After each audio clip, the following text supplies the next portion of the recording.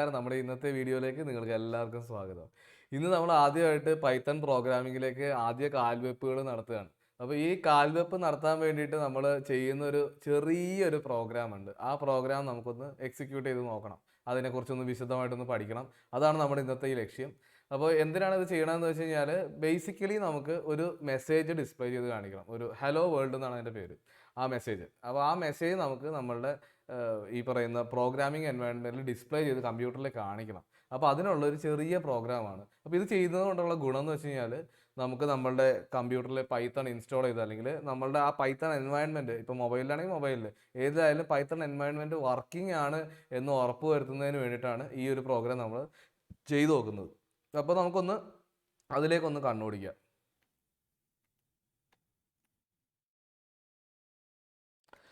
ഇപ്പോൾ ഈ ഒരു സ്ലൈഡിൽ കാണുന്നത് പോലെ ഇതാണ് നമ്മളുടെ ഹലോ വേൾഡ് പ്രോഗ്രാം എന്ന് പറയുന്നത്. അപ്പോൾ ഇതിൽ നമുക്ക് ഇതിൽ നിന്ന് എന്തൊക്കെ മനസ്സിലാക്കാം. നമുക്ക് ആദ്യം ഇതിൽ പ്രോഗ്രാം കോഡ് എന്ന് പറയേണ്ട ഒന്നുമില്ല പ്രത്യേകിച്ച്. ആകെയുള്ള പ്രോഗ്രാം കോഡ് ഇത് മാത്രമേ ഉള്ളൂ. ബാക്കി ഈ കാണുന്നതെല്ലാം എന്ന് വെച്ച് കഴിഞ്ഞാൽ ഇതിനെ വിളിക്കുന്നവരാണ് കമൻറ്റ് എന്ന് പറയും. അപ്പോൾ ഇത് ഹാഷ് ഇട്ട് വരുന്നതെല്ലാം കമൻ്റാണ്. സിംഗിൾ ലൈൻ കമൻറ്റ് എന്നാണ് ഇതിനെ വിളിക്കുക. അപ്പോൾ എന്താണ് സിംഗിൾ ലൈൻ കമൻറ്റ്? കമൻറ്റ് എന്താണെന്ന് വെച്ച് കഴിഞ്ഞാൽ നമുക്കിപ്പോൾ അത്യാവശ്യം എന്തെങ്കിലും കാര്യങ്ങളൊക്കെ ഒന്ന് നമ്മുടെ ഈ പ്രോഗ്രാമിൻ്റെ കൂടെ എഴുതി വെക്കണം. ഇപ്പോൾ ഒരു സ്റ്റേറ്റ്മെൻറ്റ് നമ്മൾ അതിൻ്റെ അകത്ത് ഇട്ടേക്കുന്നത് എന്തിനു വേണ്ടിയിട്ടാണ്, അല്ലെങ്കിൽ അതിൻ്റെ അർത്ഥം എന്താണ്, ഇവിടെ നമ്മൾ എന്താണ് എക്സിക്യൂട്ട് ചെയ്യാൻ ശ്രമിക്കുന്നത്, ഇങ്ങനെയുള്ള കാര്യങ്ങൾ നമുക്ക് മനസ്സിലാക്കാൻ വേണ്ടിയിട്ട് എഴുതിയിടുന്ന ഒരു രീതിയാണ് കമൻറ്റ് എഴുതുക എന്നുള്ളത്. അപ്പോൾ നമുക്കിങ്ങനെ സിംഗിൾ ലൈനായിട്ട് കമൻറ്റ് എഴുതാം, അല്ലെങ്കിൽ നമുക്ക് മൾട്ടിപ്പിൾ ലൈൻസിലെ കമൻറ്റ് എഴുതാം. അപ്പോൾ മൾട്ടിപ്പിൾ ലൈൻസിലെ കമൻറ്റ് എഴുതണമെങ്കിൽ ഹാഷ് അല്ല നമ്മൾ ഉപയോഗിക്കുക. നമ്മൾ അതിന് പകരം ഡബിൾ കോട്ട്സ് 3 ഇടും. അപ്പോൾ എവിടം വരെ കമൻറ്റ് ഉണ്ടോ അവിടം വരെ നമ്മൾ ഡബിൾ കോട്ട്സ് ഇതിൻ്റെ അകത്ത് നമ്മൾ കമൻറ്റ്സ് എഴുതിയിട്ട് അതിൻ്റെ അവസാനം നമ്മൾ ഒരു 3 ഡബിൾ കോട്ട്സിൽ നമ്മളിത് അവസാനിപ്പിക്കും കമൻറ്റ്. അപ്പോൾ അതിൻ്റെ ഉള്ളിൽ വരുന്ന എല്ലാ കാര്യങ്ങളും കമൻ്റ് ആണെന്നുള്ളത് നമ്മളുടെ സിസ്റ്റത്തിന് മനസ്സിലാക്കിക്കോളും ഇത് എക്സിക്യൂട്ട് ചെയ്യാൻ നേരത്ത്. ബാക്കിയുള്ളത് മാത്രം എക്സിക്യൂട്ട് ചെയ്യുള്ളൂ. അപ്പോൾ ഈ സത്യത്തിൽ ഈ ഒരു പ്രോഗ്രാമിൻ്റെ അകത്ത് ഈ കാണുന്ന കാര്യങ്ങളൊക്കെ കമൻറ്റുകളാണ്. ബാക്കി നമുക്ക് പ്രോഗ്രാം കോഡ് എന്ന് പറയാവുന്നത് ആകെ ഈ പ്രിൻ്റ് ഹലോ വേൾഡ് എന്ന് പറയുന്ന ആ ഒരു മെസ്സേജ് മാത്രമാണ്. അപ്പോൾ നമുക്ക് ഇത് ഒന്ന് എക്സിക്യൂട്ട് ചെയ്ത് നോക്കണം. അപ്പോൾ ഇതിൽ എന്താണ് ഇതിനകത്ത് സിംപ്ലിസിറ്റി എന്ന് പറഞ്ഞാൽ ഇപ്പോൾ സാധാരണഗതിയിൽ നമുക്കിപ്പോൾ ഒരു ലോ ലെവൽ പ്രോഗ്രാമിംഗ് ലാംഗ്വേജ് ആയിട്ടുള്ള അസംബ്ലി ലാംഗ്വേജ് അങ്ങനെ എന്തെങ്കിലുമൊക്കെയാണ്. അപ്പോൾ അങ്ങനത്തെ ഒരു രീതിയിൽ നമുക്ക് അസംബ്ലി ലാംഗ്വേജിൽ നമുക്ക് ഈ ഒരു ഹലോ വേൾഡ് പ്രോഗ്രാം എഴുതി പരിചയപ്പെട്ടിട്ടുള്ളവർക്ക് മനസ്സിലാവും എത്ര സിമ്പിളായിട്ടാണ് നമ്മൾ ഇതിൻ്റെ അകത്ത് ഹലോ വേൾഡ് എന്ന് പറയുന്ന മെസ്സേജ് നമ്മുടെ ഡിസ്പ്ലേയിൽ തെളിയിച്ച് കാണിക്കുന്നത് എന്നുള്ളത്. ഒരൊറ്റ ഫംഗ്ഷനാണ്, പ്രിൻ്റ് എന്ന് പറയുന്ന ഫംഗ്ഷനാണ്. അതിൻ്റെ അകത്ത് നമ്മൾ ഡബിൾ കോട്ട്സിൽ അല്ലെങ്കിൽ സിംഗിൾ കോട്ട്സിലായാലും നമുക്ക് എന്താണോ മെസ്സേജ് തെളിയിക്കേണ്ടത് അത് നമുക്ക് ഇങ്ങനെ ഇതുപോലെ എഴുതി വെക്കാം. ഇപ്പോൾ ഹലോ പോൾബർട്ട് എന്ന് എഴുതി കഴിഞ്ഞാൽ ഹലോ പോൾബർട്ട് എന്ന് പറഞ്ഞാൽ പ്രിൻറ്റ് ചെയ്ത് വരും. അപ്പോൾ എന്ത് വേണമെങ്കിലും എഴുതാം. ഇപ്പോൾ നമ്മളൊരു ഇതൊരു എന്താണ് ഒരു ക്ലീഷേ പ്രോഗ്രാമാണ്. അതായത് സി ലാംഗ്വേജിന് മുന്നേ ഒരു ബി ലാംഗ്വേജ് ഉണ്ടായിരുന്നു. അപ്പോൾ ആ ബി ലാംഗ്വേജ് പ്രോഗ്രാമിംഗ് ലാംഗ്വേജ് ഇറങ്ങിയപ്പോൾ അതിൻ്റെ കൂടെയുള്ള ഒരു ബുക്കിൻ്റെ അകത്ത് വന്ന ഒരു സിമ്പിൾ ഒരു പ്രോഗ്രാമായിരുന്നു, ഒരു ഡെമോ പ്രോഗ്രാമായിരുന്നു ഈ ഹലോ വേൾഡ് പ്രോഗ്രാം. അതിനുശേഷം ഇതങ്ങ് കത്തിപ്പിടിച്ച് ഏത് പ്രോഗ്രാമിംഗ് ലാംഗ്വേജ് ഇറങ്ങിയാലും ആദ്യം നമ്മൾ ഒരു കാണിക്ക വെക്കുന്ന പോലെ ഒരു പ്രോഗ്രാമാണ് ഈ ഹലോ വേൾഡ് പ്രോഗ്രാം എന്ന് പറയുന്നത്. അപ്പോൾ നമ്മൾ ആ ഹലോ വേൾഡ് പ്രോഗ്രാമിൽ നമ്മൾ ചെയ്യുന്നത് വെറുതെ ഒന്നുമല്ല, ഏത് പ്രോഗ്രാമിംഗ് ലാംഗ്വേജ് ആണ് ഉപയോഗിക്കുന്നത് അതിൻ്റെ അകത്ത് അത് ഉപയോഗിച്ചിട്ട് നമ്മൾ ഡിസ്പ്ലേയിൽ നമ്മൾ ഹലോ വേൾഡ് എന്ന് പറഞ്ഞിട്ട് ഒരു മെസ്സേജ് പ്രിൻറ്റ് ചെയ്ത് കാണിക്കും, ഡിസ്പ്ലേ ചെയ്ത് കാണിക്കും. അപ്പോൾ നമുക്കിതൊന്ന് നമുക്കൊന്ന് എക്സിക്യൂട്ട് ചെയ്ത് നോക്കാം. ഇത് വർക്കിംഗ് ആണോ എങ്ങനെയാണെന്നുള്ളത് നമ്മളുടെ ഇതിൻ്റെ അകത്ത് നമ്മളുടെ എൻവയോൺമെൻറ്റിൽ പൈത്തൻ്റെ എൻവയോൺമെൻറ്റിൽ എക്സിക്യൂട്ട് ചെയ്ത് നോക്കാം. ഓക്കെ,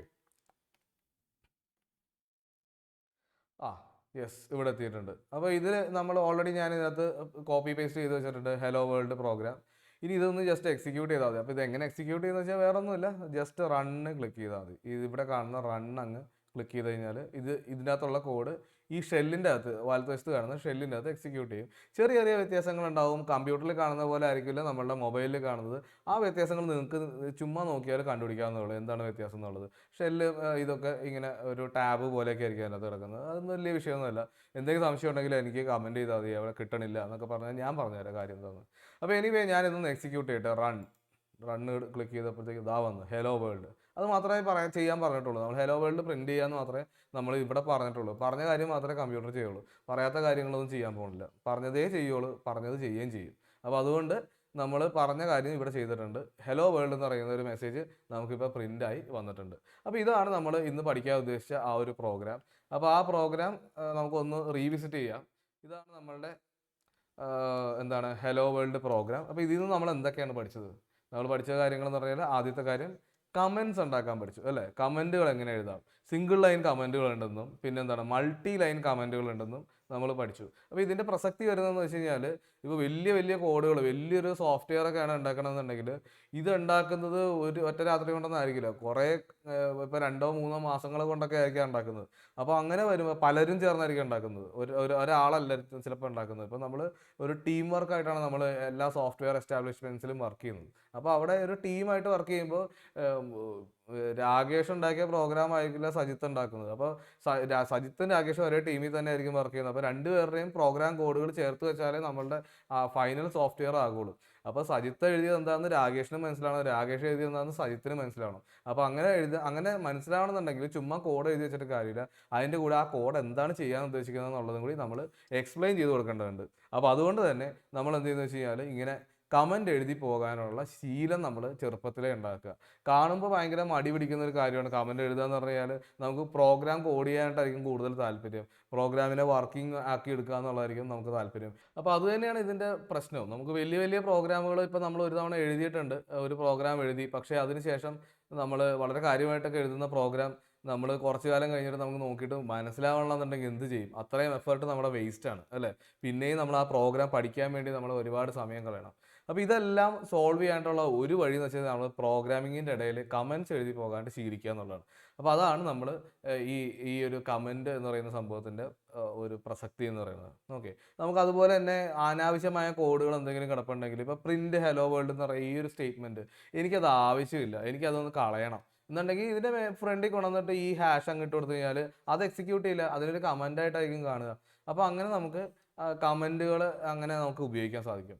പിന്നെ രണ്ടാമത് പഠിച്ച കാര്യം എന്ന് പറഞ്ഞാൽ പ്രിന്റ് എന്ന് പറയുന്ന സ്റ്റേറ്റ്മെന്റ് ആണ്. പ്രിന്റ് എന്ന് പറയുന്ന സ്റ്റേറ്റ്മെന്റ് അല്ല, ആക്ച്വലി അതൊരു ഫംഗ്ഷനാണ്, ഇൻബിൽറ്റ് ഫംഗ്ഷനാണ് പൈത്തൻ്റെ അകത്തുള്ളത്. ഇത് ചെയ്യുന്നതെന്ന് വെച്ച് കഴിഞ്ഞാൽ നമ്മളുടെ ഡിസ്പ്ലേയിലേക്ക് ഒരു മെസ്സേജ് കാണിക്കുക എന്നുള്ളതാണ്.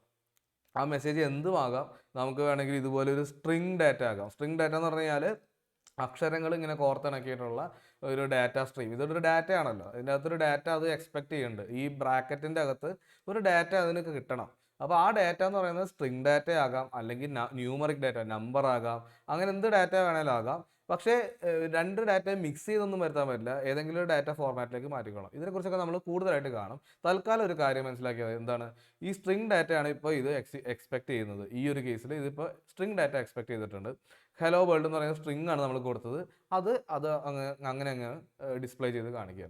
അപ്പോൾ പല രീതിയിലുള്ള ഡാറ്റയെ കുറിച്ച് പറഞ്ഞു കഴിഞ്ഞാൽ ഇതിപ്പോൾ സ്ട്രിങ് ഡാറ്റയാണ്, ഇതുപോലെ നമ്പർ ഉണ്ട്, പിന്നെ ഇമേജുകളുണ്ട്, വീഡിയോസ് ഉണ്ട് അല്ലേ? നമ്മൾ ഇമേജ് മാനിപ്പുലേഷനൊക്കെ നമ്മൾ ചെയ്യാറുണ്ട്. ഈ പറയുന്ന എന്താണ് കുറച്ച് എന്താണ് കുത്തും പാടൊക്കെ മുഖത്തുണ്ട് ഫോട്ടോ എടുത്തപ്പോൾ എന്നുണ്ടെങ്കിൽ നമ്മൾ വേറെ ഫേസ് ആപ്പ് എന്തെങ്കിലും ഒരു ആപ്പിലേക്ക് ഇട്ട് കൊടുത്തു കഴിഞ്ഞാൽ നമ്മളെ ചെറുപ്പക്കാരനാക്കി എടുക്കും, സുന്ദരനാക്കി എടുക്കും, മുഖത്തെ പാടുകളെയും വൃദ്ധനാക്കി എടുക്കും, അങ്ങനെ ഉള്ള എല്ലാ കരവിരുതും കാണിക്കാൻ പറ്റും. അപ്പോൾ അത് എന്ന് പറഞ്ഞു കഴിഞ്ഞാൽ ആ ഡാറ്റ നമ്മൾ ആ പ്രോഗ്രാമിലേക്ക്, ഫേസ് ആപ്പ് എന്ന് പറയുന്ന പ്രോഗ്രാമിലേക്ക് കൊടുക്കുന്ന ഡാറ്റ എന്ന് പറഞ്ഞു കഴിഞ്ഞാൽ എന്താണ്, അതൊരു ഇമേജ് ഡാറ്റയാണ്. അപ്പോൾ അതേപോലെ തന്നെ ഒരു ഡാറ്റയാണ് ഈ സ്ട്രിങ് ഡാറ്റ എന്ന് പറയുന്നത്. അപ്പോൾ ഇത് ഒരു സിമ്പിൾ ആയിട്ടുള്ള സ്ട്രിങ് ഡാറ്റ, ഒരു ടെക്സ്റ്റുവൽ കണ്ടന്റ് ആണ് ഈ കാണുന്നത്. ഓക്കെ, ഇമേജ് ഒന്നുമല്ല, അല്ലെങ്കിൽ വീഡിയോ ഒന്നുമല്ല.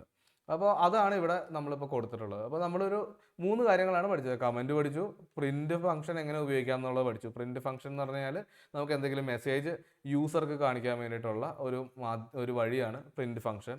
പിന്നെ സ്ട്രിങ് ഡാറ്റയെക്കുറിച്ച് നമ്മൾ സംസാരിച്ചു. ഇത് 3മാണ് നമ്മൾ തൽക്കാലത്തേക്ക് നമ്മൾ ഇന്നത്തെ ഈ ഒരു സെഷനിൽ നമ്മൾ ഉദ്ദേശിച്ചിട്ടുള്ള കാര്യങ്ങൾ. ഒന്ന് ഫ്രഷപ്പ് ആയിട്ടെടുക്കണം, ഫ്രഷപ്പ് ആക്കാം, അതൊക്കെയാണ് നമ്മൾ ഉദ്ദേശിച്ചിട്ടുള്ളത്. അപ്പോൾ നിങ്ങൾക്ക് ഇന്നത്തെ ഈ വീഡിയോ നിങ്ങൾക്ക് മനസ്സിലായി, കാര്യങ്ങൾ കൺസെപ്റ്റൊക്കെ മനസ്സിലായി എന്ന് വിശ്വസിക്കുന്നു. എന്തെങ്കിലും സംശയം ഉണ്ടെങ്കിൽ നമ്മളുടെ കമൻറ്റ് സെക്ഷൻ താഴെയുണ്ട്, വെറുതെ ഇരിക്കുകയാണ്, അതിൻ്റെ അകത്തേക്ക് കമൻറ്റ്സ് ഇടുക. എന്ത് പൊട്ട കമൻ്റ് ആയാലും കുഴപ്പമൊന്നുമില്ല, ആരും നിങ്ങളെ ജഡ്ജ് ചെയ്യാൻ പോകുന്നില്ല. അപ്പോൾ ആ കമൻറ്റ്സ് ഇടുക, നമുക്ക് കാര്യങ്ങൾ ഡിസ്കസ് ചെയ്യാം, മനസ്സിലാക്കാം. പറ്റുമെങ്കിൽ ഇതുമായിട്ട് ബന്ധപ്പെട്ട എന്തെങ്കിലും ക്വസ്റ്റ്യൻസ്, പരീക്ഷയ്ക്ക് വരുന്ന ക്വസ്റ്റ്യൻസ് ഉണ്ടെങ്കിൽ നമുക്ക് ക്വസ്റ്റ്യൻ ബാങ്കിൽ അത് കാണുകയും ചെയ്യാം. ഓക്കെ, അത് ഡിസ്ക്രിപ്ഷൻ ബോക്സിലും ഉണ്ടാവും. അപ്പോൾ എല്ലാവർക്കും ഇന്ന് നല്ലൊരു ദിവസം നേരുന്നു. ബൈ.